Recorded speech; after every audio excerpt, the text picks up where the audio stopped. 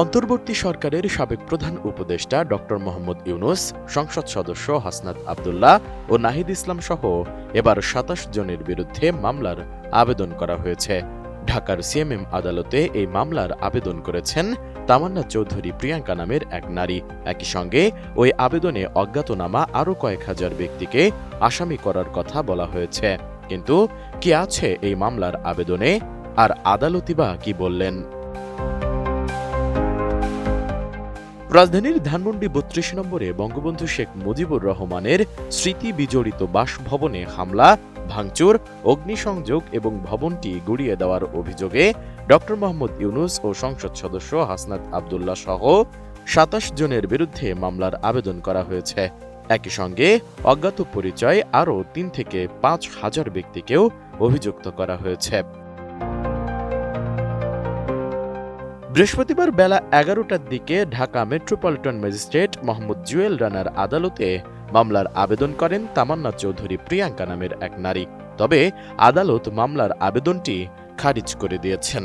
বাদীর জবানবন্দি রেকর্ড করার পর মামলা গ্রহণের মতো পর্যাপ্ত উপাদান না পাওয়ায় আদালত তা খারিজ করে দেন। ঢাকা মহানগর আদালতের অতিরিক্ত পাবলিক প্রসিকিউটর মোহাম্মদ শামসুদ্দোহা সুমন বিষয়টি নিশ্চিত করেন।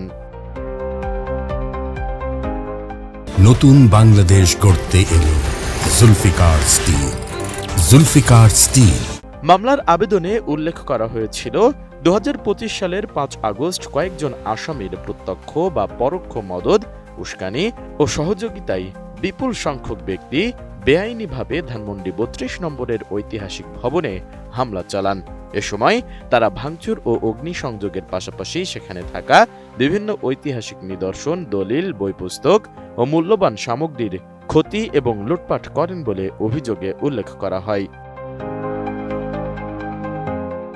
মামলার আবেদনে আরও বলা হয়, ওই দিন দুটি বুলডোজার, হ্যামারসহ ভারী যন্ত্রপাতি এনে ভবনটি ভাঙার কাজ শুরু করা হয়। রাতভর চলা সেই কার্যক্রম পরদিন ৬ আগস্ট বিকেল পর্যন্ত চলে এবং ভবনটি গুড়িয়ে দেওয়া হয় বলে অভিযোগ করা হয়েছে। মামলার আবেদনে হাসনাত আব্দুল্লাহর একটি ফেসবুক পোস্টের কথাও উল্লেখ করা হয়েছে। অভিযোগ অনুযায়ী ওই পোস্টের পর ধানমন্ডি ৩২ নম্বরের বাসভবনে মিছিল নিয়ে হামলা, অগ্নিসংযোগ ও বিস্ফোরক ব্যবহারের মাধ্যমে ভবনটি ধ্বংস করা হয় বলে উল্লেখ করা হয়।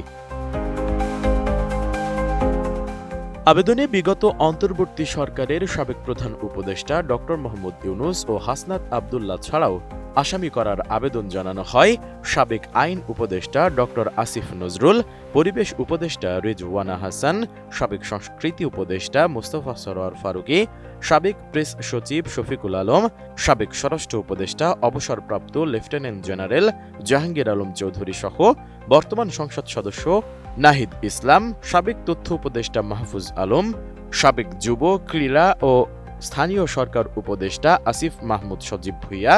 এছাড়া আসামি করার আবেদন জানানো হয় এনসিপির সদস্য সচিব, বর্তমান সংসদ সদস্য আক্তার হোসেন, সংসদ সদস্য আব্দুল হান্নান মাসুদ, সার্জিস আলম, সামান্তা শারমিন, নুসরাত তাবাসসুম, ডাক্তার তাসনিম জারা, নাসিরউদ্দিন পাটোয়ারি, আরিফুল ইসলাম আদিব ও সালেহ উদ্দিন সিফাতের নামে।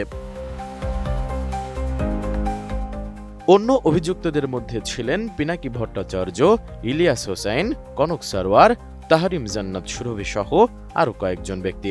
বাদীপক্ষ দণ্ডবিধির বিভিন্ন ধারার পাশাপাশি বিস্ফোরক দ্রব্য আইন এবং সন্ত্রাস বিরোধী আইনের সংশ্লিষ্ট ধারায় অভিযোগ আমলে নেওয়ার আবেদন করে।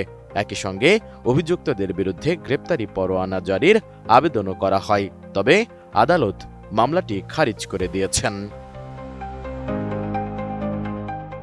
S I Raj, ATN news.